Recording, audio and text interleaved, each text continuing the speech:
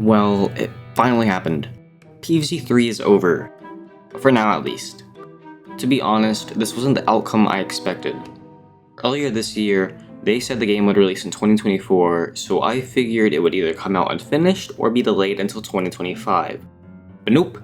Instead, it's being pulled offline indefinitely for the second time to undergo major overhauls. This raises a lot of questions.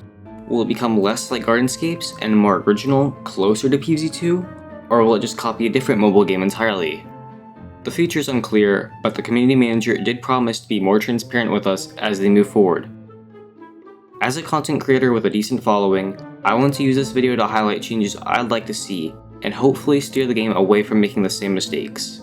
Now, it's possible they might not even listen to me at all, but they seem pretty serious about listening to fan feedback, especially since they're pulling the game down to fix things we've all been complaining about.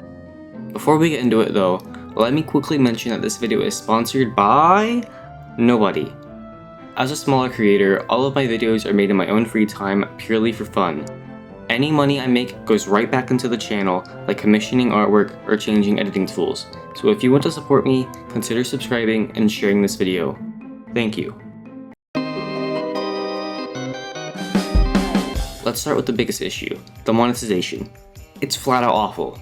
Now I get it.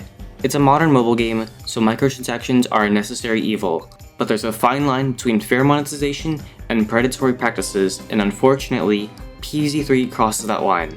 For example, the game tries to get you hooked by giving you hours of infinite lives every day.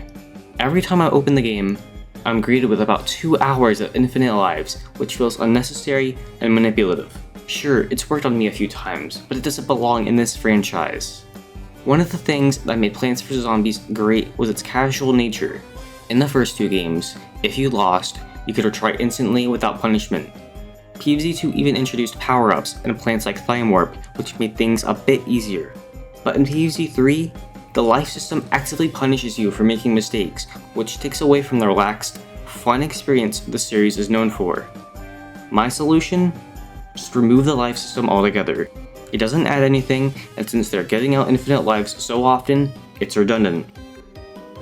Next up, the boosts. This is where PvZ3 starts to feel like Gardenscapes. Boosts are tied to classic plants and tools like Cherry Bomb, Jalapeno, and the Rake. But instead of being a part of your strategy, they're restricted to limited uses.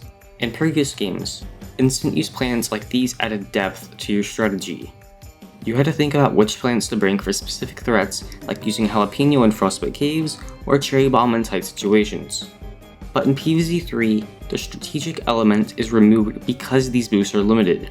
It's boring, and it takes away from what made the original games fun. And speaking of plants, the variety is disappointing. The soft launch started with around 9 plants and 9 zombies, and 9 months later, we're only up to about 16 each. That's just sad. The lack of diversity makes the game feel repetitive, with the same types of zombies showing up over and over again. What makes the levels feel a bit different are how they use the gimmicks like water, rain, and corroded soil, but they're used across all levels extremely often, so they don't feel unique or special. My suggestion? Restrict the level gimmicks to specific areas. For example, rain should only be on the front lawn, and water should be exclusive to the campground. This would make each area more distinct and more organized, so you know what to expect in each zone. Now, my biggest problem with PvZ3 is the wave system.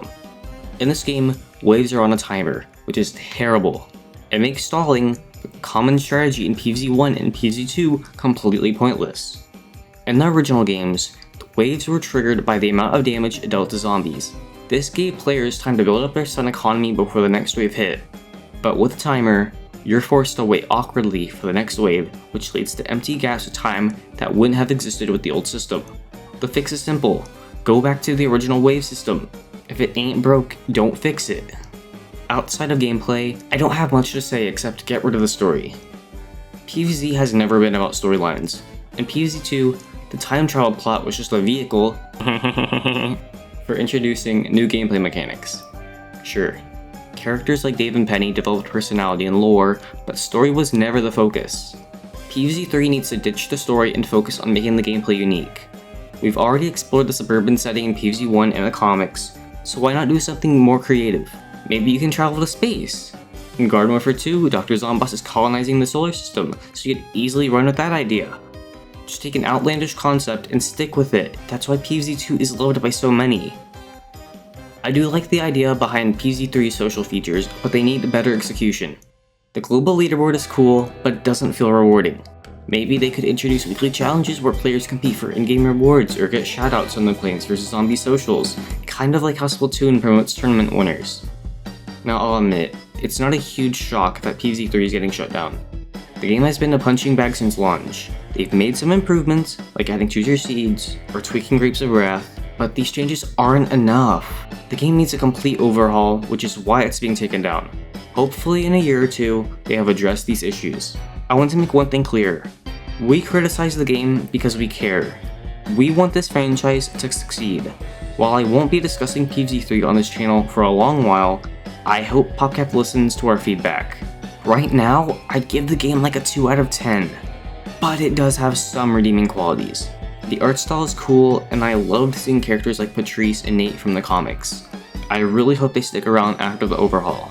Thanks for watching, and let me know in the comments what changes you'd like to see in PvZ3.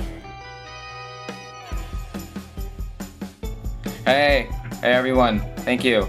Thank you for watching to the end of the video. That's pretty cool and very Sigma of you all.